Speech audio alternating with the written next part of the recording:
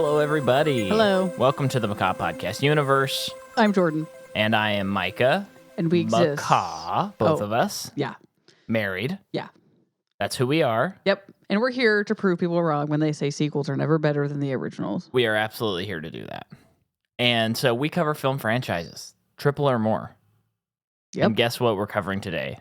If you did not read your podcast, you are going to be, I'll give you a hint. It's got Mel Gibson and Danny Glover in it. Got it yet? It's Lethal Weapon, folks. The next month. It's Lethal Weapon. That's how Mel would say it in this movie. Yeah. Well, we're going to be covering all 7 Lethal Weapon movies. No. Oh, yeah. Wink, wink. Okay. So today no was a, you're kidding me. Yeah, so we're covering Lethal Weapon. Mhm. Get to talk some Mel, get to talk some Glover, get to talk some Richard Donner today. Mhm. Uh, Not part of the Donner Party. So if you're here because you think this is a podcast about the Donner Party, sorry to disappoint, but there's no cannibalism to be had here. well, you'll be surprised at the production of this movie. No, I'm Oh. kidding. Pretty straightforward production on this. But yeah, let's kick it off with your experience and your first experience with this movie. You told me. So I don't remember exactly when I first saw it, but it would have been sometime in high school. Okay. My dad bought the combo pack that has all 4 that you and I have been watching for this series, borrowed from him, and this was kind of a classic. This was like a staple in the household. Was this big for your dad when it originally came out? Oh, yeah. He saw it in theaters. Got a funny story about him seeing it in theaters. Well, let's just do it right now. Do it right now. So you remember when this movie first starts and he's Yeah. in the trailer and he's naked? Well, Mel that's Gibson? not when it first starts, but go ahead. I mean, when you're introduced he's to bare Riggs. butt. Yeah, so he's bare butt, and he gets up and he's walking, and he said there was women in the theater yelling out, "Turn around, turn around." Wow, that's great. So yeah, Wow. yeah. So this was Don't like, remember this much nudity. yeah, in every aspect of it. I did because I was young and impressionable, and I used to, because I didn't see quite as many movies. I used to remember like anything. If someone was like, "Oh, does this movie have anything bad?" I'd be like, "Oh yeah, they say a lot of F words. There's like 2 C words. There's like 1 sex." Like I used to be able to just like do that. Now I watch even more movies than I used to. I can't retain that kind of information, but I used to like always remember that stuff.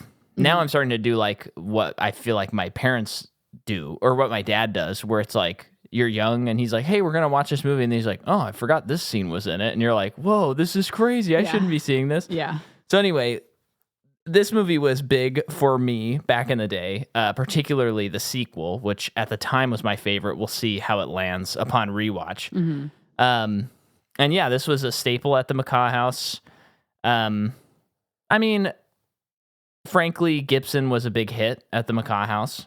You know, Yeah, you guys watched that one show that got canceled after like 2 episodes. Complete Savages. Yeah. Well, there were 20 episodes, but You're the only person I know who has ever known of the show's existence and Yeah. watched it. I would have not. and he was never just a producer on it. It wasn't. Oh, I thought he was in it. Well, he did show up as Officer someone, and like a little cameos. His name was Officer someone. I don't remember the officer's name. But yeah, Mel is big. I mean, your dad's favorite movie is Braveheart. Yeah, so I mean, he was big in our house. I mean, don't love him so much these days. Not a big fan of the anti-Semitism. Yeah, let's just get I'll say ahead on that one. Say that Yeah. on record.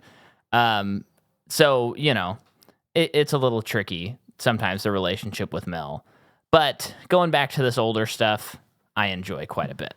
But we've covered Mel before on this podcast because our second series we ever covered Mad Max. was Mad Max, which we're going to be returning to this year, starring Anya Taylor-Joy. Yeah. So I'm just forewarning you, when you get there, it'd be great to kind of fill in the gaps. Oh, okay. Mel from then to now. Not everything, of course, but some of the notable stuff to know where he's at in his career at this point. Yep. Um, The Lethal Weapon TV show. That's interesting. yeah, with Bill Paxton in it. Oh, okay. I mean, Lethal Weapon is a big deal.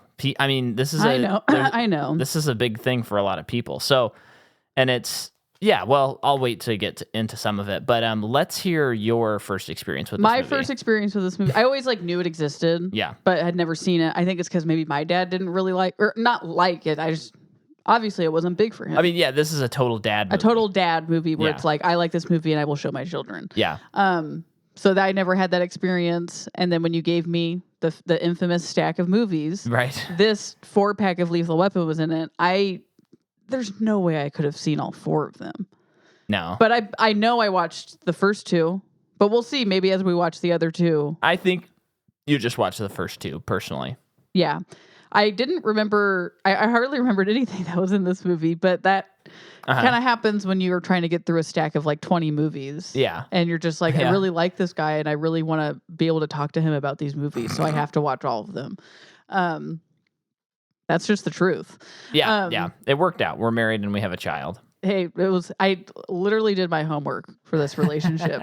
But yeah, watched it. Don't remember having an opinion about it. I still had no nostalgia for it. So when you said we were doing this, I was like, okay. Yeah. And then we're watching it last night and I was like, oh, I don't like this movie. Yeah, this is Kind of at all. I mean, there's some fun stuff. But very hard for me to get on board with it for some reason. And the very insane saxophone, like those tropes, it's like I know I thought this the first time I saw it, but it's like we can make fun of this genre because of this movie. Sure, yeah. Because it's doing everything so dramatically. Yeah. But gosh, yeah. Yeah, well, we're going to get into it because I thought that the story was lazy. I thought like that some totally of the disagree acting with was you on this very movie. strange. Yeah. And I think it's a fun time capsule of a movie, but it's not a good movie. Yeah, I absolutely disagree with you. So this will be an interesting episode to get into. Mm-hmm. Let's just do the actor really quick. Okay. So Mad Max was 1979. I forgot Okay. that's one of the coolest movie posters ever to be created. Which Mad Max poster? This one. Oh yeah. And then in 80, he's in The Chain Reaction. Then 81's The Road Warrior. The Bounty is in 84. The River at 84. Thunderdome 85. And then Lethal Weapon. And then he's in other stuff. But So not much between Weapon and Thunderdome. it's Thunderdome and then Lethal Weapon. Wow. Okay. Mm-hmm. Okay. So I think that this movie is probably what cements him as a star then. Because I mean, Mad Max does good for him, but I wouldn't imagine that becomes like the Mel Gibson we know. He's got some funny posters. I mean, this is also we're getting into the 90s, but I'm looking at both these Lethal Weapon and Lethal Weapon 2 posters are just very funny and very of the time. Oh, well, and the Lethal Weapon 3 posters absolutely bat bonkers are crazy. They're literally doing the back-to-back gun thing, except they actually have guns. You know what I mean? Yeah. No, they're doing the Charlie's Angel thing. You see who's peeking up behind this Joe Pesci. with CGI fingers. But there's this one with Goldie Hawn. He has so many, all these movies, he's holding a gun in them. Yeah. But this one with Goldie Hawn, Bird on a Wire. Yeah, that looks fun. Probably a fun movie. Yeah. Air America with Robert Downey Jr. Look at that. That looks tough. That looks so bad. Hold on. And then, it's just some funny posters. But yeah, that's Mel Gibson around this time. Okay. Danny All right. Glover. Now I know, can I just say to tee you up here, I know that he had come off of The Color Purple playing Mr. He may have got a nomination for it. Thank you for not saying the other thing. Can I still say nom? Yes. Okay. You just have to say nom nom nom every time, and I just have to say I'm done hearing that. Okay, so that, and according to Ebert's review of this movie, this is the movie that cements him as a star. Lethal Weapon as well? That is what Roger Ebert said in his review. He's like, he was great in Color Purple, but now he's a star. Oh, okay. His 4-star review of this movie, by the way, mind you. Okay. That's good that he thinks that. There's gonna be a lot of egg on your face. He's in The Color Purple, like you said. A lot of things I haven't seen. Witness. Looks like a Harrison Ford movie. Yeah. Silverado. A classic. Some A classic TV, dad movie. Mandela, where he plays Nelson Mandela. Well, and of course, in the future, Mel Gibson and Danny Glover are going to be, well, they're going to make Maverick, and Danny Glover does a little cameo in it. Oh, okay. That was also in that stack of movies. Yeah, no, and I recently found out that's a Richard Donner movie as well.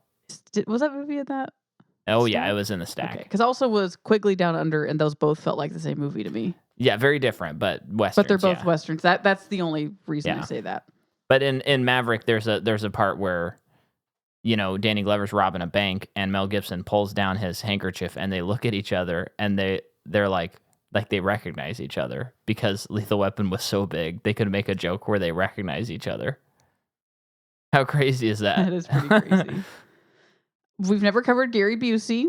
No. This is I don't know if we ever will again. Probably not. But this is like the most reserved performance I've ever seen him do.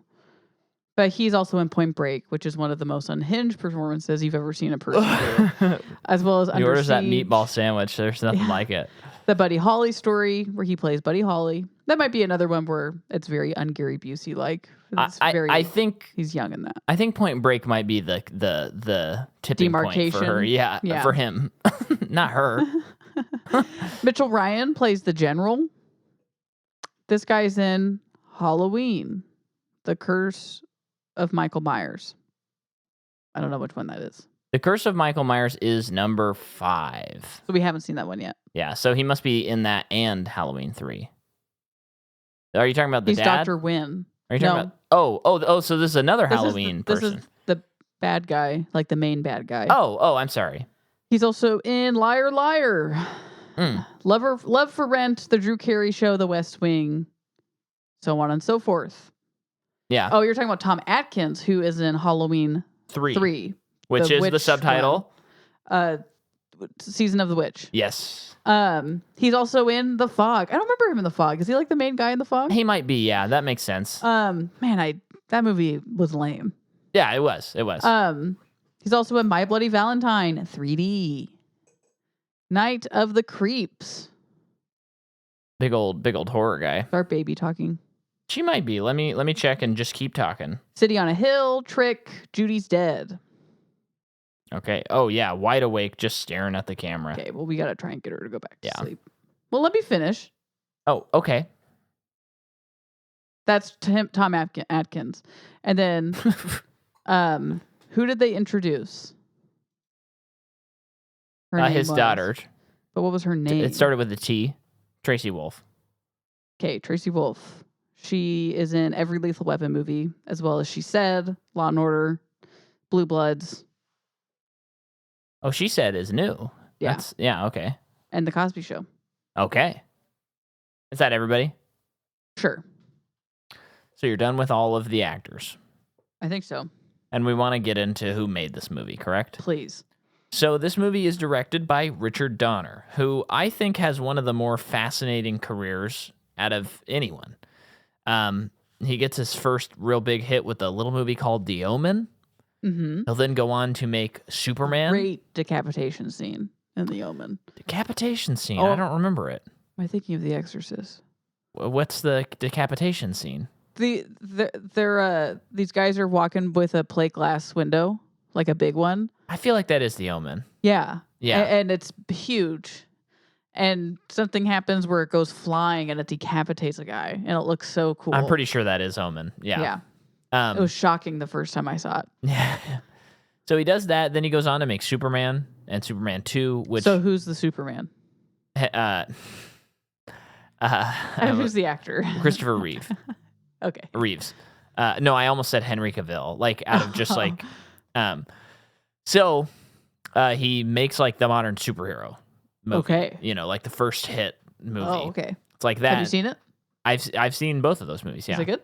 Are they good? At the time, I was unimpressed. I think it's a superhero movie before like modern times, so it's a little tough to watch. But I could see myself watching it now and liking it a lot more. Cool. I mean, he's I think Superman 1 is still probably the best Superman movie that's ever been made. Pretty easily.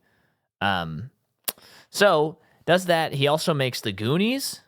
And then They Never Say Die. They Never Say Die. He does Maverick. He just has a really diverse career. I think they need to cover him on Blank Check. That would be cool. And then this one is one of the later hits, which is Lethal Weapon. And it's kind of like all of those projects, when you think of them together, it's like, how did the same person make all of those things, you know? Yeah. So, yeah. And let's see. This is also the first realized Shane Black project. And we've talked about Shane Black a long time ago when we talked about Iron Man 3, because he's one of the co-writers and he is the director of Iron Man 3. And he's done The Nice Guys. He was in the original Predator movie. Kiss Kiss Bang Bang. Shane Black's in Predator? Yeah, the original Predator, yeah. And yeah, so he wrote this supernatural thriller set in Vietnam, and that got Fox kind of interested in him. And then he wrote this movie, and they decided to make it.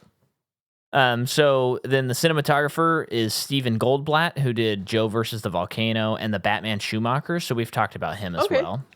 The music is by Michael Kamen and Eric Clapton. So what, is there an Eric Clapton song in this movie that I... No, he played all of the guitar. Got it. Yeah. And so this guy... Boy, did he. He really did. Michael Kamen has also done Die Hard, Adventures in Babysitting, License to Kill. So did he do all the saxophone parts? No, that was... I wrote it down. Where is it? No, not him.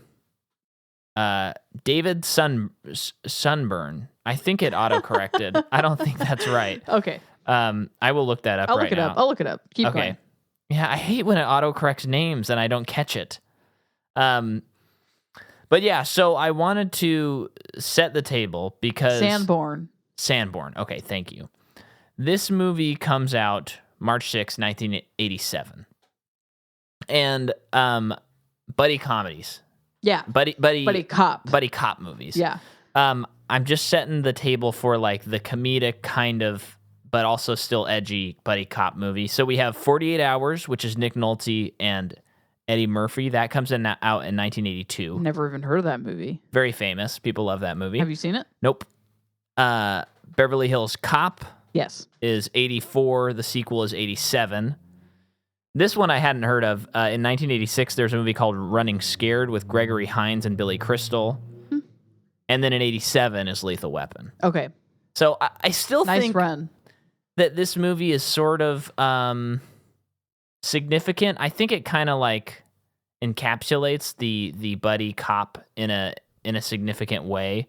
And it's such a big hit that it's kind of like, okay, this is how I think there was like a meta on Metacritic, there was a review that said something like this movie kind of defines like what late 80s and 90s action movies are going to be like.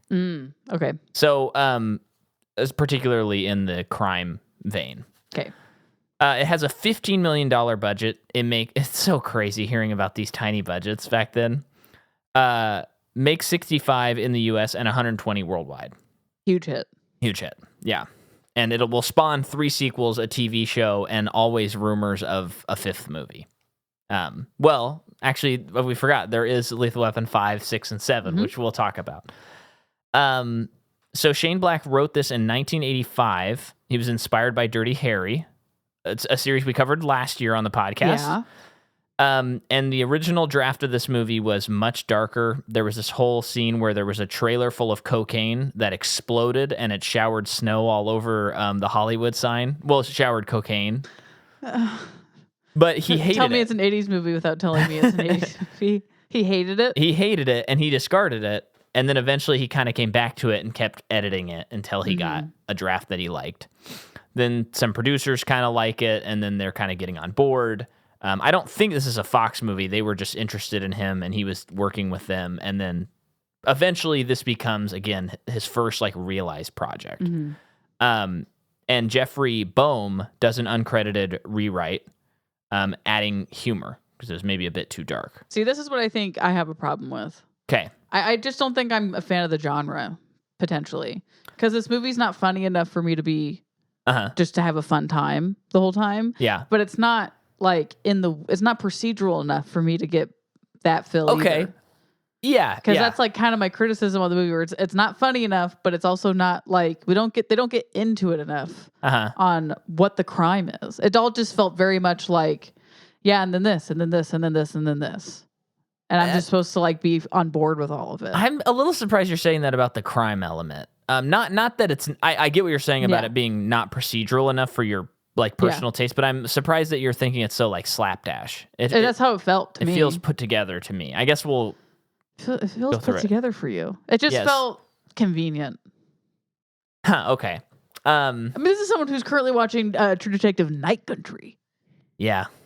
And seeing them putting weird AI posters in the background. Yeah, well, okay, but let's put a pin in True Detective. We can't open that can of worms. But yeah, one thing that I've seen, I think all but one Shane Black's at least directed movies. Okay. And I like his movies. I'm wondering if I'm not a Shane Black fan. Yeah, did you like Kiss Kiss Bang Bang? Did not care for that movie when we watched it. Okay, well, but was too scared to admit it to our friends. That's crazy. Well, Kateri and I were the only ones who'd seen it. So we were the only ones like, you guys are going to love this movie. But I don't like disappointing people. Then you don't like Shane Black. You just don't like Shane Black. But I like that Iron Man movie. Well, it's a sweet one. Iron Man 3 rocks and is totally misunderstood. And what else has he done? Well, he's done The Nice Guys, which you and I both are lukewarm on. I hate that. No, I do not like that movie. Lukewarm. Okay. I didn't like that movie, but I've heard enough people defend it so hard that I think if I rewatch it, I will like it. Mm-hmm. I love Kiss Kiss Bang Bang. Mm-hmm. Love Lethal Weapon.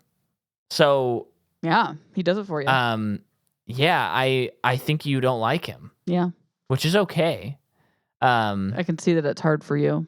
Well, I'm trying to piece it together because it's the stuff that I like about him is he usually has these fun, really complicated stories. They're usually somewhat from Kiss Kiss on, they have somewhat of like a meta text to them without being Deadpool. And then they have like an offbeat humor that's very funny. So I was also surprised knowing that about him and being familiar with his work that humor was added to his script. Like it wasn't like built in. Yeah. I don't know. But maybe it's just those little like voiceover type jokes that are added. Because there's funny things about this movie. Just in like how the characters are and stuff that were probably baked into the script. Yeah. But maybe it's some of those like throwaway lines that are like, okay, that's maybe not funny. You know. Or maybe Jeffrey Boehm was like, hey, I'm getting too old for this shit. Do you think though all the stuff he added was all of the things that were voiceovered? Well, yeah, I think that's possible. There's a lot of voiceover. There's a lot of weird voiceover. Yeah. But I also think it's the time period. I think it's the time period, too. Because, like, that stuff stands out now, but it didn't then. And I think for me, because I didn't grow up watching this movie, I really don't think, if I think about it, I didn't grow up watching buddy cop movies. Yeah. So for me, it's like police procedural, not to be all annoying about it, but it's like Serpico. Like, that's the kind of cop movie I want to watch. Yeah. Which is really in the weeds. And it's really not just that movie, but like other ones where they're pretty accurate to how things work. Uh-huh. And then I'm watching this movie and I'm laughing at watching Mel Gibson acting like a cop. Yeah. Because none of it's accurate. Uh-huh. But that's not what the movie's about. Yeah. I understand that. Yeah. But I don't really enjoy it. Well, I enjoyed it, but not for the right reasons. I'm a little confounded by this because it's just at the end of the day, I feel like Lethal Weapon is a really solid like adult like general audience. Like, how can you not like Lethal Weapon? So it's a little odd that this is nostalgia is a big thing that's just missing from it. Yeah. For me. But I'm also, I'm looking at critics at the time who were like, this movie rocks and stuff. I mean, Ebert gave it 4 out of 4 at the time. Okay. Wow. Okay. Well, let me keep reading about this. So I just wanted to read a couple of fun quotes from people. So according to Donner, quote, it took about 2 hours This was about the casting process of casting Mel Gibson and Danny Glover. It took about 2 hours, and by the time we were done, I was in seventh heaven. They found innuendos, they found laughter where I never saw it, they found tears where they didn't exist before, and most importantly, they found a relationship, all in just one reading. So if you ask about casting, it was magical, just total dynamite. I do think they have good chemistry. Oh, yeah. Yeah. And then Gibson said this about the story. This particular story was a cut above others I'd passed on because the action is really a sideline, which heightens the story of these two great characters. I picture Riggs as an almost Chaplin-esque figure, a guy who doesn't expect anything from life and even toys with the idea of taking his own. He's not like these stalwarts who come down from Mount Olympus and wreak havoc and go away. He's somebody who doesn't look like he's set to go off until he actually does. Which I agree with, and I have some thoughts on that we'll talk about later. And then, yes, this is what Glover had to say, fresh off his role of Mr. from The Color Purple. Aside from the chance to work with Mel, which turned out to be pure pleasure, one of the reasons I jumped at this project was the family aspect. The chance to play intricate relationships and subtle humor that exists in every close family group was an intriguing challenge, as was playing a guy turning 50. Murtaugh's a little cranky about his age until everything he loves is threatened. His reawakening parallels Riggs. There you go. Great. Busey had never played a bad guy. Okay. And then, like you said, the saxophone is by David Sunburn. Mm-hmm. Yep. No, it was Sanborn? Sanborn, yeah. And those are the notes I have on Lethal Weapon. Fewer than I would expect. I know. I was kind of expecting it to be like, okay, I'm going to have to like spend a long time on Wikipedia and then checking all the sites and all this stuff. And I was like, oh, this is kind of a shorter page than I was expecting. There is some drama on Lethal Weapon 2, though, that I read involving the rewriter of this movie and Shane Black. So, okay. The guy who added the humor. So I'm really excited to kind of dive into that next week. But that's what we have. Should we attempt to go any further, or should we just do the plot tomorrow? I think we can do it. Okay. I think we can do some of it. Some of it. Okay. So the movie begins. Well, okay, let's talk about the movie in general a little bit. Yeah. Because, I mean, definitely, for sure, 100%, I'm with you. I understand that when you're watching this movie, there is a time capsule element to this movie. Yeah. And it's not just that these guys are in the 80s running around and look like people from the 80s. It's the score, it's the editing, it's the pacing. Oh, honey, it's the score. But the score in particular is very, very dated. But it's like, but you know, it's one of those things where you have something referenced in a comedy or something that's making fun of a genre or fun of something, but it's heightened for comedic effect. This is not like watching this movie. Yeah, it's dramatic. It's all dramatic. And thinking of like things that you've seen past this that have made fun of this. Yeah. This is dramatic. Yeah. People aren't cranking it up to 11 for comedic effect. This is just how it is. Which. Well, it is as stark in some ways as like when you go back and watch a silent, like dramatic film. Yeah. And you see close-ups where people are crying and it's so incredibly overacted. Yes. And you have to put yourself in the mind frame of like, I'm not someone from the 2000s watching this movie. Yeah. Otherwise, like, what am I doing? But when you watch that and you see this person emoting like that, it's like, you can watch it with your modern lens and be like, oh, brother, this is so unsubtle. And I think that this movie is kind of in that category where there's things about it where it's like, you can definitely sit there like cross-armed and saying like, this is so dumb, like with the score. But I think you just have to go, that's just what it was. People, I don't think people thought that was cheesy at the time. No, yeah. You know, I know Dad's listening. I mean, did you think that the score to this movie was cheesy at the time? Anyone else who was alive when this came out and went and saw it, did you think the score was cheesy at the time? I don't know. Mm-hmm. Yeah. And there's that great thing that happens with comedy where it's like when something is so parodied into the ground that like when you go back to the source of the thing, sometimes it's shocking that it's not a joke. Yes. Yeah. Yes. Like I mean, this is like the prime example of that. I can't think of any other examples right now, but there are plenty where you just are like, you just find yourself watching an old movie and you're like, oh, this is what all those things are spoofing. It's like the you talking to me thing. Oh, yeah. And Taxi Driver, and you go back and you watch the movie and it's as subtle as you talking to me. And you're like, what? I thought it was that this big big thing? explosive thing, but no. Yeah. So yeah, anything else? I mean, I guess, did you want to dive into like your thoughts on the script or whatever, or anything like that, or do you want to? We can do it throughout, I guess. Okay, so kind of crazy that this opening shot, which is all the credits, but it's going over the LA skyline. Yeah, and it ends at the skyscraper. Yeah, pretty wild. That's nuts.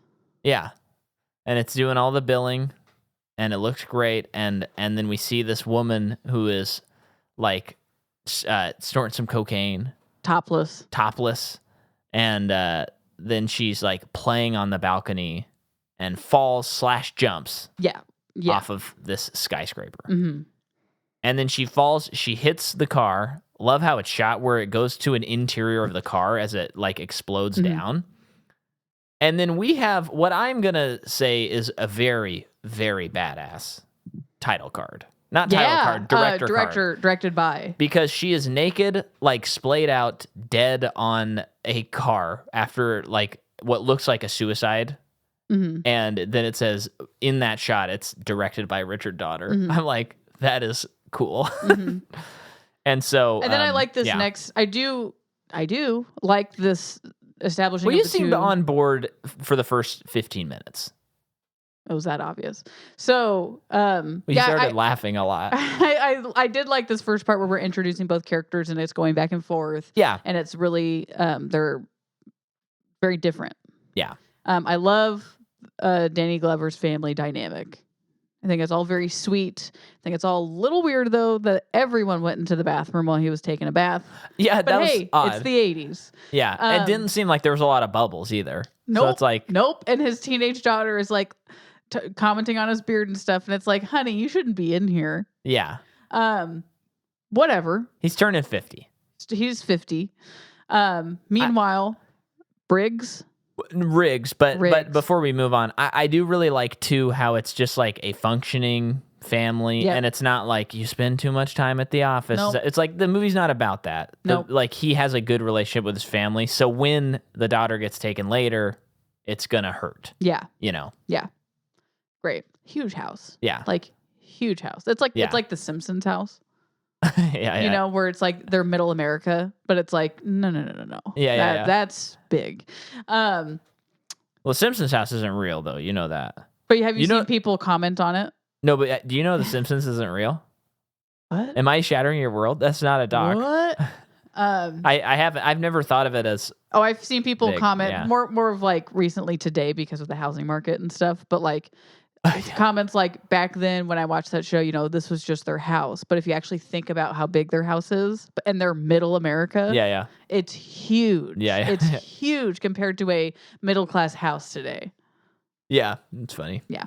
Well, they got into the housing market. They Springfield's a pretty easy place to get a house. Then Riggs lives in a trailer with a dog. Yeah, Sam, and he's got a dead wife. Yeah. He is naked, drinks a beer in the morning. I'm pretty sure he opened a beer, drank it. Some of it spilled out and splashed on his peen while he was peeing. But it's like I don't effing care. That's how depressed I am. Yeah. Was he peeing in that scene? What else was he doing? I guess I wasn't paying attention. I thought he was just standing there stretching and he was just drinking a beer. I think he was peeing. Yeah, that makes more sense. I mean, the ladies didn't get what they wanted. They didn't show the front. So we can't know for sure. But yeah, so we see that he is a... Around here, though, you said Mel's a snack. Yeah, I think they're both a snack in this movie. Yeah, they are. Glover with the beard? Yeah. Yeah, when he shaves it, it's like, okay, now he's old man Glover. But with the beard, it's like, who's this guy? No, yeah, and so let's just put this part to bed before we get started. Okay, yes, he's going in and out of the accent often. It's so funny. I just don't remember that the first time I saw it. I never noticed it. I think I probably never noticed it because I didn't know until way later that he was Australian. He was just always like an American guy to me. Yeah. So I think not until I saw Mad Max, which would have been after this. What other things is he Australian in that you know of besides Mad Max? Me, nothing. I don't know of anything that he's Australian in. So, yeah, I cannot wait till we watch the second movie though and see if he improves. Not just improves, but like I guess improve is the right word, but like he's just not doing it. Because this was like he was just given no direction. It was just like just be the character, interpret the character. Yeah. And the accent part wasn't important. Yeah. And so we'll put it to bed. The accent's not great. I think the performance is great. Okay. I think the accent is not great, but I think it overcomes it by what he's doing. I think with everything else, Danny Glover is better. I think he's out acting Mel. They're just so iconic together, I shouldn't really say this. I don't think Mel did bad. Yeah. I just personally. I think he did bad.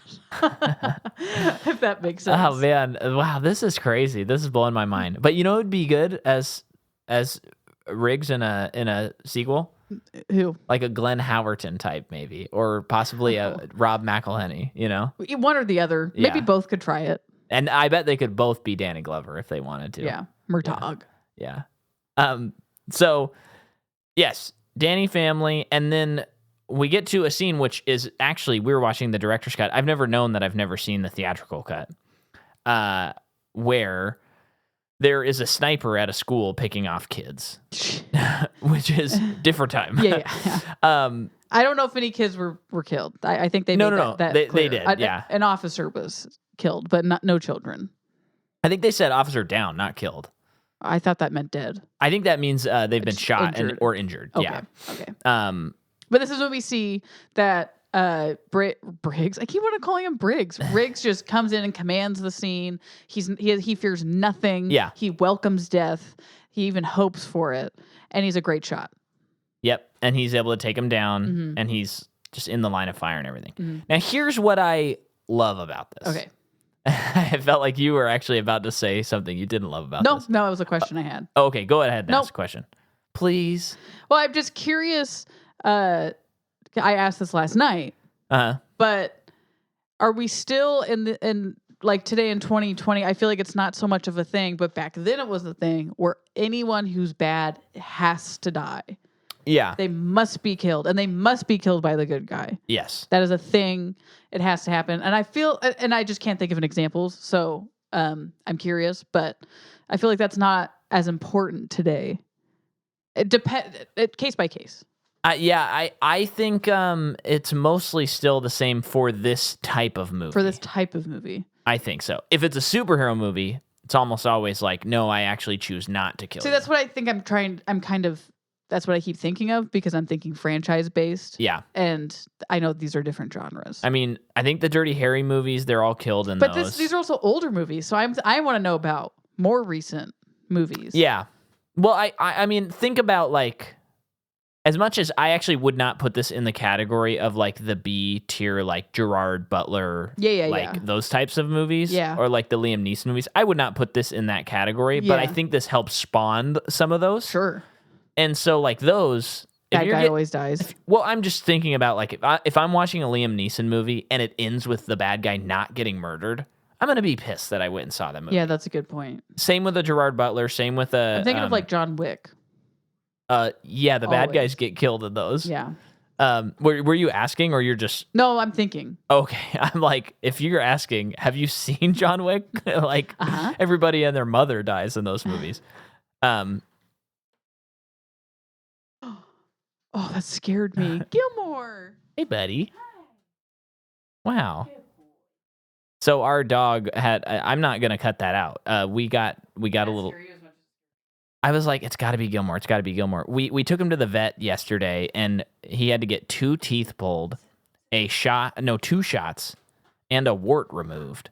So he is really lackadaisical. Currently wearing the cone of shame that he has to have on for apparently 2 weeks. He's got a gnarly stitches. Yeah, and so he's been laying down all Mouth day. Mouth is swollen. And the only way for us to do anything is we'll encourage him, and we'll be come over here and get water and stuff. And so he just came up out of his bed to come and see us. He always does when we're recording. That makes me feel so good, and it makes me feel okay, he's gonna be fine. Yeah. Good boy, Gilmore. Good boy. He looks rough, and I've looked into his eyes a couple times, and I've thought there is nothing going on in there. Poor Gilmore, but he's gonna be okay.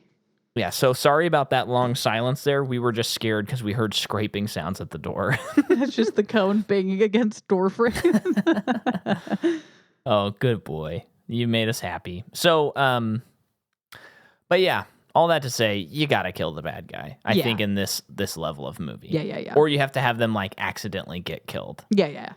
And even with like superhero movies, you think about like Batman setting that template where it's like, oh, Joker falls off the cathedral, and then it's like, oh, that one. Then it's like for years it was like every superhero movie the bad guy had to die at the end, but not on purpose by the hero. Yeah, which is kind of a interesting and kind of funny phenomenon, because then it's like the MCU, I feel like they realize like, oh, we can have like Loki be in like multiple movies and people will like the villain for a long time, Yeah. Anyway, then MCU. What were you gonna say? So what I was going to say is what I think this movie does really fantastically is there's like, macho cop men movies all over the place. And a lot of times you have like the fearless guy who just is kicking ass and taking names. And why is he doing it? Because he believes in justice. What I love about this movie, and why I wouldn't put this movie in like the B category of action movies, is because this movie, Riggs has this like whole suicidal element to his character. So when I see that he's crazy and he's doing stuff where it's like, that's cool, I like when he's doing this, this is awesome, man. It's like, but it's so character motivated, and it actually feels like someone who is real. Mm-hmm. It's not just like he really is struggling. Yeah, it's not just like, oh, I used to be ex-military, so I can take on anything if I want to. Mm-hmm. It's like, oh no, he really... He doesn't give an F. And he's not afraid to die. And he is ex-military. Yeah, no, I mean, they have that element in the movie as well, but it's like, he truly has no fear in death, and it's not just because he's cool. It's because he doesn't feel that he has anything to live for. Yes. I like that too. So I just think the characterization of both him and Danny Glover put this movie cut above action movies. And well, it's great too, because that's the good back and forth between the characters. Is you have a man who has everything to live for and a man who has nothing to live for. Yeah. What happens when they have to be partners? That's your premise. Yes. Why is Vietnam such a thing in this movie? I think it's the time period. Yeah. I think so many of these movies, they talk about it so much. Yeah. In this movie. Well, because he has the connection with the daughter's dad, who was in Vietnam. Oh, the girl who was Danny killed Glover. at the beginning of the movie. Yeah. Yeah, they have a history. Yeah. But even Mel Gibson was in Laos, but during the Vietnam conflict. Yeah. And the other bad guy was also in Vietnam. Yeah. So there's so much. It's like, as part of it showing like, I don't know. It's just, there's so much in it where one, Rambo comes out around this time, all about Vietnam vets. Yeah. I do think it's not just a trope. I think it's people writing real life. Yeah. Okay. We have all these Vietnam vets everywhere, and they, people who like Shane Black, I don't know his age, but it's like maybe his dad was in Vietnam or something. So he's hearing these stories or whatever. Again, totally theorizing. I have no idea if that happened. But yeah, I think that's just writing, like, if you were writing a story now and also on just like a script level, and you're like, man, I want this guy there to be a reason why he is so good at something. It's like, oh, he was in, Afghanistan. Well, I've noticed like the last few-ish of Stephen King books, a character has been in Fallujah, or like he was part of in that, like Afghanistan. Oh yeah, Iraq. But that Fallujah, or Iraq, that's what I was trying to think of. But both. Huge bad conflict moment in that war. Yeah, he talked about that a lot with some characters. And yeah, I think it's just writing real life. That's what I think. But I don't know. Maybe you want to say something different about it. I don't know. You're just thinking about it. Yeah. Okay, so then we have Riggs' like real introduction, because it's not an extended scene, which is when he goes to a Christmas tree lot, and this is a Christmas movie, as I believe all Shane Black movies are. What? Yeah, I think all of his written movies take place at Christmas time. I think he actually has a writing reason, because I've heard Scott Aukerman mention it. I don't remember what it is, though. I think it has something to do with, like, that's the time of the year when everyone's tensions are most high and there's family around and all this other, there's like all these different reasons. But it's not one time he thought, let me just try to set it in a different time of the year. Well, I haven't seen The Predator, so maybe in that one. The first one? No, he made the last one that was made in theaters that no one saw. Oh. And probably because it didn't take place during Christmas. Yeah, but it took place during Easter. Kiss Kiss Bang Bang, Christmas. Iron Man, Christmas. Yeah. And Nice Guys, Christmas, I believe. Really? Oh. I'm pretty sure. But sometimes, the thing that's kind of fun, I think it's fun. Obviously, you're not into it. Why are you projecting on me this whole episode? Well, you were you feel like I'm destroying part of your childhood? Well, you could be. I feel like I must be. I'm just defending the movie is all. Okay, well, you don't need to be so defensive. Okay. But so he's at a Christmas tree farm to buy cocaine. Yes. Does the classic testing the cocaine by eating it, which I don't know if that's real or if you can do that. What do you mean classic? Like that's another movie? Oh, that's like in every cop movie when they're like test the cocaine and they like rub it up against their gums. Yeah, okay. I mean, there's got to be some validity to it, but I think you can do that. Yeah. Although I guess I've never done it, so I'm not an expert. Right. Who cares? He wants to buy it. Yeah, and this is great too, which is like a perfect, like how this movie is. He's like, you know what? I want to buy all this from these guys. I think it's hilarious that they just like trust him. They're like cheering. They're like, "Woohoo! We're selling all the cocaine." Yeah. He said, "He'll buy it. He'll buy it." It's so funny. And they're like, "All right, it'll be 100." And he's like, "Oh, okay, that's a lot, but okay, I understand." And then he starts counting out $100, and he's like 20, 30, and they're like, "Whoa!" And he's like, "Hang on, I'm losing count. You got to hang on." That's funny, yeah. He's like 40, 50, and they're like 100 grand. And he's like, "Well, how about you give it to me for free?" And pulls out his gun and badge. Yeah. And then there's a little shootout in the Christmas tree lot. And love it. Great it's scene. Fine. It was great intro to a character. Okay. And he does this Three Stooges. He hits the guys like they're Three Stooges. Yeah, that is something he did. You don't like that? No, I don't know. You didn't like that Mel Gibson does the Three Stooges on them? I don't know. There's just... Because usually that's something that should be right up my alley. But for this, it's like... What happened to you, Jordan? It's just not the tone I wanted. And I understand that that's... Who hurt you, It's an Jordan? incorrect way to watch a movie. I admit that. I admit it. And it was bothering me that the guy has him... It's using him as a human shield and has a gun pointed at him. And he's screaming for like a full minute. Shoot him. Shoot him. Shoot me. Shoot me. Shoot him. Shoot him. And it was just like, just shoot him. Seriously. Just get him to stop yelling. Gosh. So much yelling.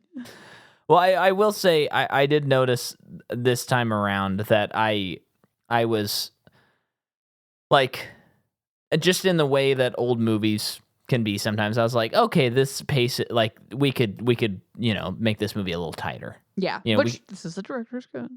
Yeah. But from what I read, it doesn't sound like a lot of the scenes were extended. There was just like 3 or 4 extra scenes in the movie. Okay. So, I feel like it's a little bit long. I feel like in 1987, it's not too long. But in 2024, it's like, okay, let's... Yeah. Like, get this action spiffed up is what I was going to say. And I don't think that makes sense. This movie did feel like it was written by someone who is a fan of Dirty Harry. Yeah. Because this first act, I guess, is very much just like... It felt like the first act of Dirty Harry of just showing him being a cop. Yeah. Because we see that. And then we see Danny Glover... he's starting off the investigation into the girl that died. Right, yeah. Doesn't he do something else though? Let's see. Well, no, they get hooked up pretty soon here. Okay, so then we can get back to that. They get paired up as partners, and then there's someone like jumping off the building, and it's like, wait. Is this Dirty Harry? Yeah. But that felt like a homage or something. Like, wait, is there a jumper in Dirty Harry? If not the first one, the second one. I don't remember that. Yeah. What happens? Oh wait, yes, Yeah. yes, because he goes up the thing, and I think I remember thinking like Lethal Weapon. What the heck? Yeah. Yes. But okay. I feel like it's a nod. Yeah. How does Harry get him down? he doesn't jump with him, right? No, I don't think so. Or he pushes him. Does he push him? I don't know. He does something that's like, whoa, Harry. That was dirty. Wow, that was Magnum.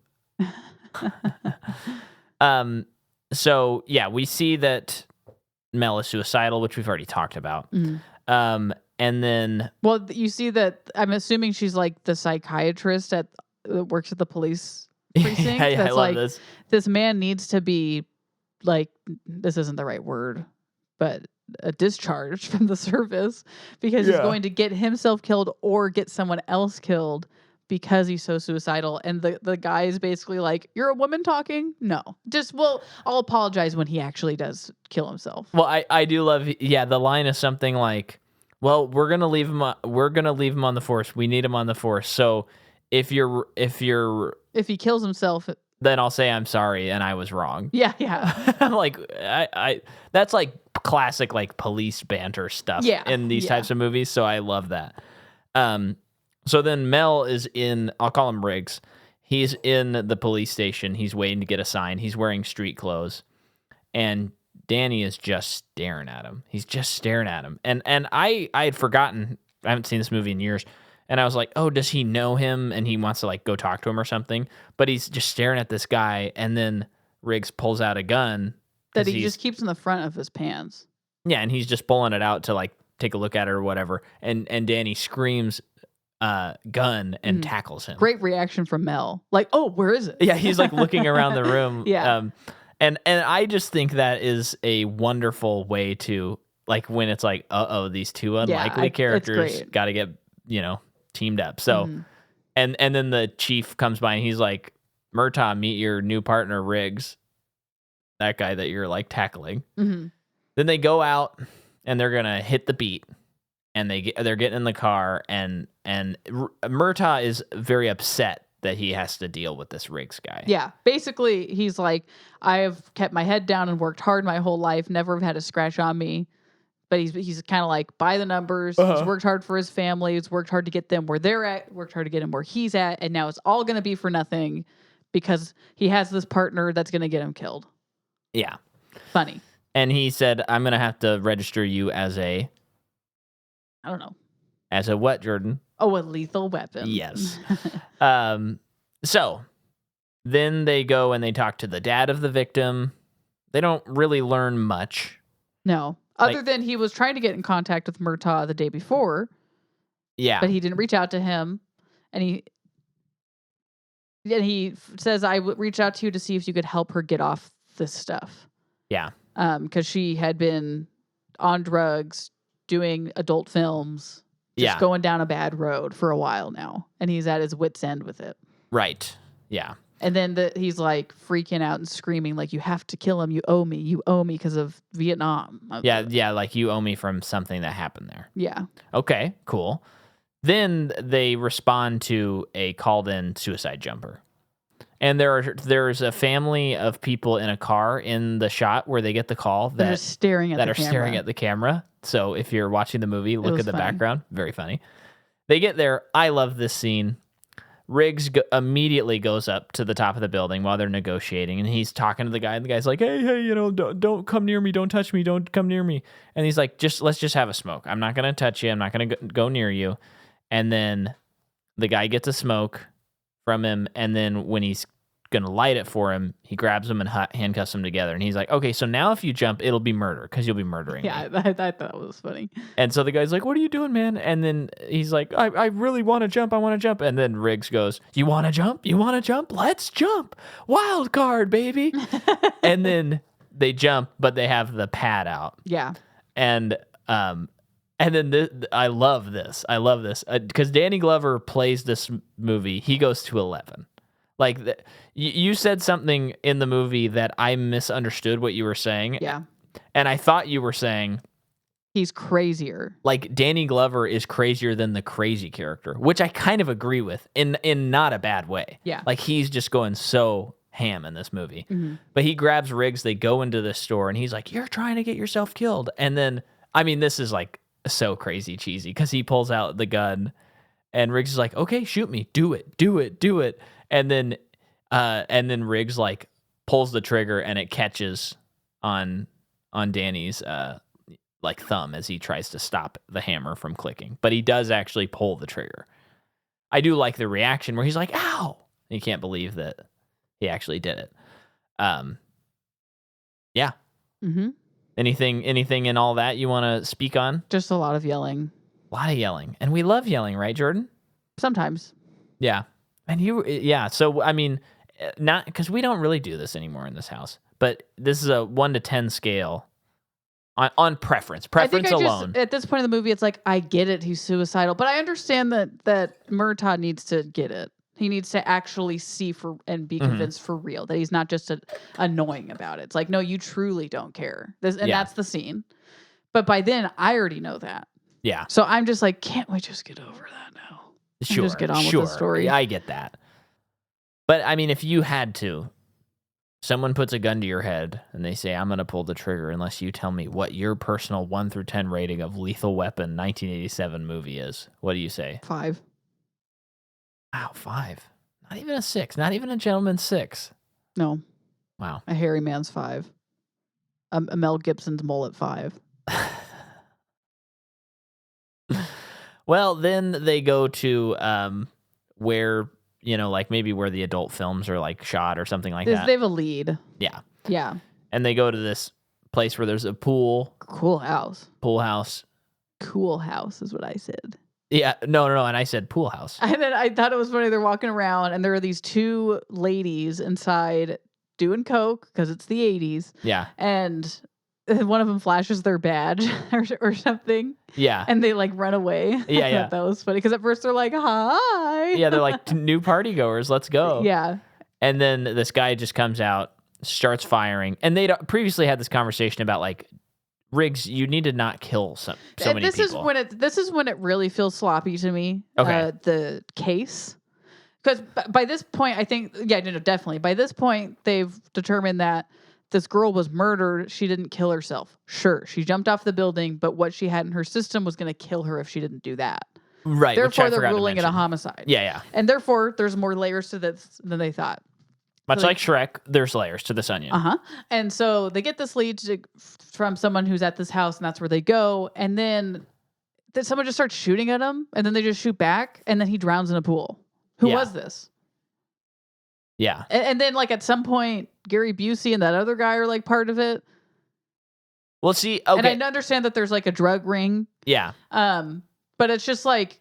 But at this point, too, because soon after this scene, Danny Glover's kind of an open-shut case, don't you think? And obviously it's not. Yeah. And I just don't think it's all... I just think I've seen, like, a million better versions of that story by now. Well, see, this is why I think it works. So, first of all, he sees a guy flash badges. He has a ton of drugs at the house. That's why he's shooting at him. But I get that it's like, so they shoot, drown in the pool. But I do think the key is the conversation you're talking about, where Danny Glover is like, it's open and shut. We're good to go. We solved the case. No big deal. And then Riggs is like, it's too neat. This makes like too much sense. It feels like someone sent us down this path. And maybe it's something as simple as, I don't like how it was shot. Uh-huh. And that's the movie? This part of it. Oh, okay. This scene. I don't like how it was shot because it felt sloppy. Okay. Yeah. There was no, like, I guess in a way, and I'm not even watching the movie for this reason, but there's no, like, can I figure out what's happening? Yeah. What's the mystery here? Right. They don't give you a chance. They just go in, they flash their badges, and they get shot at. And it's like, I don't even know whose house this is. Obviously, they're doing drugs, and that's illegal. Yeah. And they're responding in that way. But, yeah. So, well, all of that to say, I do think... I think when we were watching it last night, I kind of forgot where the story went. And I was kind of like, oh, yeah, this does feel kind of random. But then when you find out, the dad knows about everything, and in all likelihood, he's just trying to provide like an out and a dead end for them, I think it all works and is interesting. I think it's a nice, intricate, but not too intricate plot. Yeah. I think he was hoping, because, when he's like, kill them, find them, and kill them, I think he was hoping that they would find out just enough in order to bring those guys to justice, but not him. Yeah. Well, probably part of the reason he's telling them to kill them is so they can't talk and then indict him. Yeah. So, I don't know. Yeah, I think it all works like pretty well. Also, forget that Shane Black also wrote The Last Action Hero, which is another Christmas Macaw movie. favorite. I believe so. Really? I believe, yeah, it takes place around Christmas. Wow. I haven't watched it in a while. I remember liking that movie when I was a kid. That movie rocks. I haven't really seen. I don't think I've seen it since I was a kid, but I remember really liking it. Well, and here's the fun thing, folks, for you people listening. That is a movie that my dad showed me, and he was like, "This movie came out and people didn't get it. It was too clever for them." That's what he said. Saw it, always loved it. Rewatched it when I was more like filmy, and I was like, this movie still rocks. And I'm looking at it, and it's like, it hasn't been reclaimed yet, though. It still hasn't been reclaimed. But then I started hearing some people kind of defending the movie a little bit. And I'm telling you what, Blank Check is covering John McTiernan this spring on their podcast, and he directed that movie.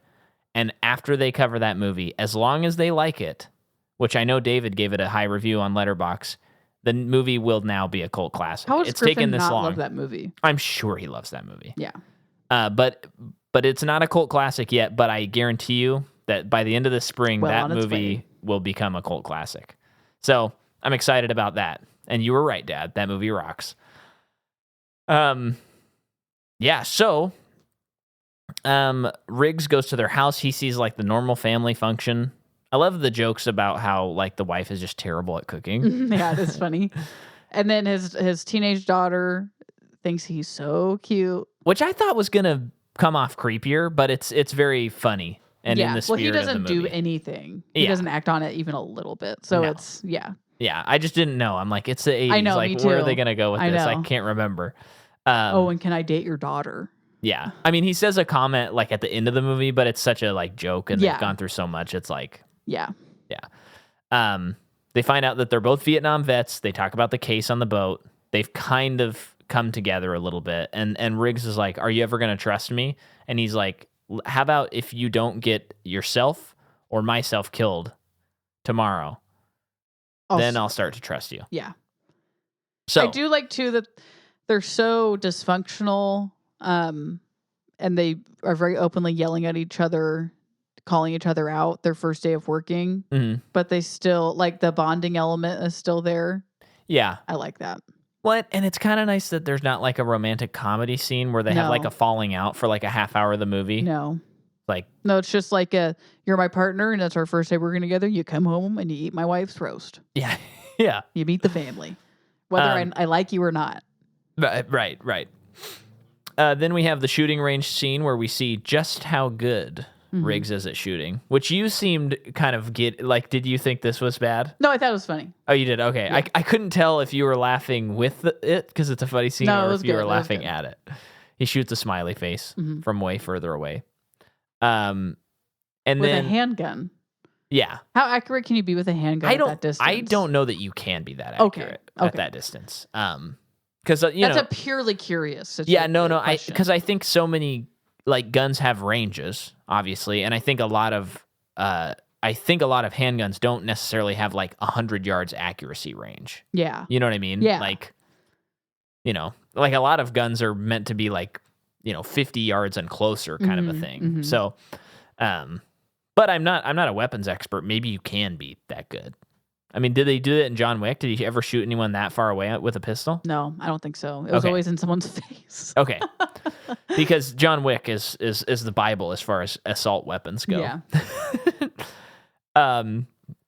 So then they start thinking, and they do this on the boat too, or maybe it's in the car or something. And I love this too, where they're like, okay, I was thinking about the case last night.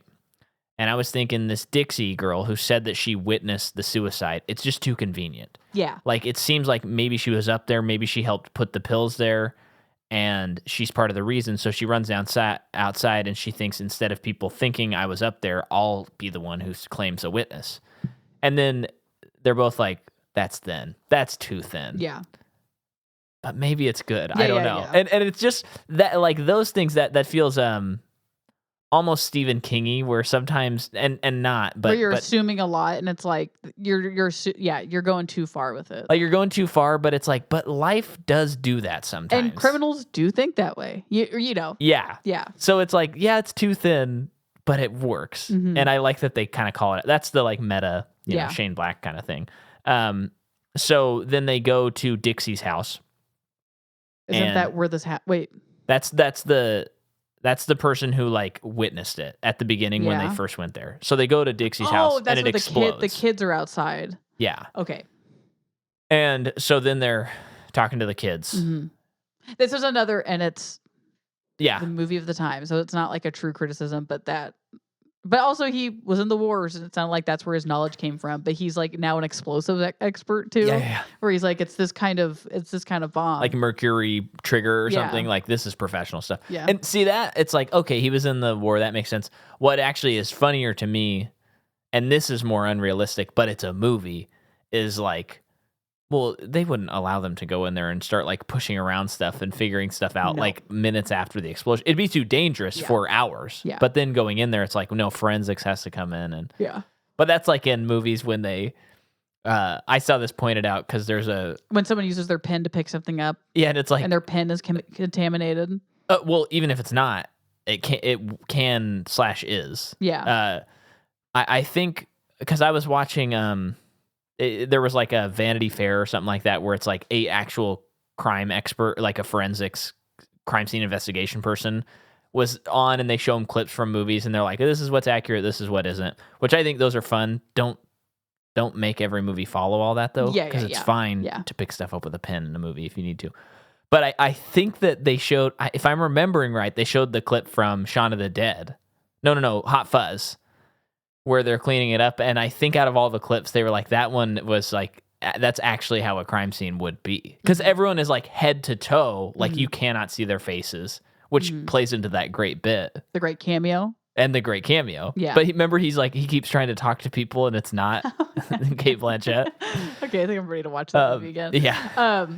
But I've also heard, and I look for this anytime there's a police movie, just pure curiosity. But I've heard that it's not protocol for an officer when they have their gun drawn. You can't have your finger on the trigger, like you shouldn't, because I think like in case you pull the trigger. When police have never accidentally or purposely killed innocent let's people, not get into that part of it. I know, because how do you not get there? But like the protocol is to have it on the outside of the trigger. Oh, that makes sense. And every time I'm watching a police thing, I'm always like looking if they pay that attention to that detail. And I think that's something I read somewhere sometime. Well, and that might be a more recent thing, like 2000s. I think or wherever I saw it or something, it was like maybe in reference to like Criminal Minds. You know, I think maybe I watched Criminal Minds in that brief moment of my life, and it's like, oh, do they do it like a current running police procedural show? Or something. Well, the thing that I always, as a kid, I like couldn't wrap my head around it because I was so obsessed with like I wanted everything to work and be like I couldn't just go, well, it's a movie and this is a dumb thing and I'll let it slide. It's like, no, everything I like has to be perfect. You know, like what does that say about you? Oh, let's not even get started. I'm not paying you enough for that. But and to be clear, I don't pay Jordan. She chose to be my wife. Remember, I did the homework for this relationship. But it's always funny, like in 24 or anything like that, where it's like, okay, we're going to raid this house. And then like leading the raid is like Jack Bauer. And he has a bulletproof vest on and that's it. And everyone else headgear. Everyone else is like decked out with like helmets and stuff and like assault like shields. And it's like he's got a pistol and a little life vest around him, basically. And it's like, all right, guys, go on in. Mm-hmm. Like, what? Yeah. You're going to get your head blown off. So that's always funny. House blows up, and one of the kids saw a tattoo. Saw someone who is potentially the person that's responsible. Yeah, a blonde-haired man. Yeah. Who could that be? And I like this too. I love a good when like they you know he kind of. I think he sees the tattoo on Riggs, and he's like, it was that. The kid said that's what it was. He's like, it was that on him. And he's like, are you sure? And then they know, like, oh, man, our pool is, like, much smaller. Like, we have a suspect now. That is such a defining feature. So then they go back to the dad of the victim. They find out. Who's got, I think it's the memorial service for his daughter. And there is a crap ton of eggnog there, and I forgot that it was a Christmas movie. But I mean, even for Christmas, a lot of eggnog. Yeah, I'm really wondering if Last Action Hero is happening during Christmas. Because I mean, that's the other thing. Usually the movies aren't about No, it's just like the setting. Christmas. It's just they happen around that time. Yeah. So isn't it weird that like there's so many Marvel movies and there's only one movie that like takes place during like a holiday? Well, most of them these days don't even take place in this universe. So yeah, that's true. But man, we should have had more time on that singing planet in the Marvels if they really would have done it right. Yeah. Cut out the first half of the movie, add the singing. But yeah. So they find out the dad admits that he was shipping heroin. And I think, did he say the daughter got wrapped up in it? Or no, they killed his daughter as she was like collateral. Yeah. Yes, that's right. Mm-hmm. And then this helicopter flies up out of the banks of I wanted to say Utah. They're in LA. They're in LA. Shoots them through the window. Yeah. Shoots at them. And it's Gary Busey. Yeah. First time playing a bad guy, as we know. Apparently. And so then it's we're now. I thought we were like getting toward the end, but there was still like 40 minutes after this. I know. It did start kind of dragging a little bit, I think, here. But then I wrote Gary shoots Riggs. Is this when this happens? Or is it later? He shoots Riggs and he goes through the window and they think he's dead, but he's wearing a bulletproof vest. Yeah. That's like very soon after this. Okay. Yeah. And then, that's the kids outside playing. That's not our daughter. Yes. And then the daughter is kidnapped. And then there's this whole... Murtaugh's daughter. Yes. And then there's this whole sequence that is very... I mean, maybe David Fincher really likes this movie because Seven, the ending of Seven looks a lot like the sequence. They drive out to the desert. There's even a helicopter. Yeah. There's certain shots that feel the same. So they think Riggs is dead, so he's off with a sniper, gonna pick people off during this. While Murtaugh negotiates for his daughter back, has a grenade. Also like how he's like, okay, we've done things your way. It's time to do it my way. We're just shooting. We're getting your daughter out of there, and we can't negotiate with these people. I think it's later when things ramp up even more than they already have. Is finally when Riggs is like, okay, I'll drive. And that's finally when Murtaugh lets him drive. Yeah. Yeah. And then there's big shootout. Daughter tries to escape. Helicopter is like hitting the car as it's driving. Crazy. Real stunt. Insane. Yeah. So she gets kidnapped. Murtaugh's kidnapped and Riggs. She's renapped. Yeah. And now it's really looking tough for our heroes. And they're in a classic dank basement. Oh, yeah. Warehouse situation. We love to see those. Riggs is strung up, shirtless, underneath water, and they're going to electrocute him. This felt so 80s. It's insane. Did you not like this torture? I don't know. I don't think I like how it was shot. I don't know. Oh. It's so funny. It's so, and part of it is because I've seen it a lot, but it's so like sticks in my brain. And I think part of it is like, it's a hallway instead of a room. And it's like pipes and it just feels so like kind of different than like how those warehouses usually look. So I like remember this scene. So, and I think it's like the uniqueness of how they're, torturing him is like, oh wow, this is like such an interesting. I don't think there's a lot of. It's not very showy. That's what I don't like about it. Wow, they just got some wires and a sponge, and they're touching him, and he has to act like he's convulsing. And is he acting, baby? Well, yeah. Let me tell you, he's acting. He's like, good eye. Murtaugh's been beat up. and they're literally, they're literally rubbing salt in his wound. Yeah. I like that touch. Talk about poetry. There's this movie, Slow West, which I saw and I didn't like. Maybe I'd like it now. I don't know. But there's a scene where it's at the end of the movie. Who's the tall, skinny guy from Power of the Dog that you love? Cody Smith-McPhee. Yeah, Cody Smith-McPhee. Skinny guy.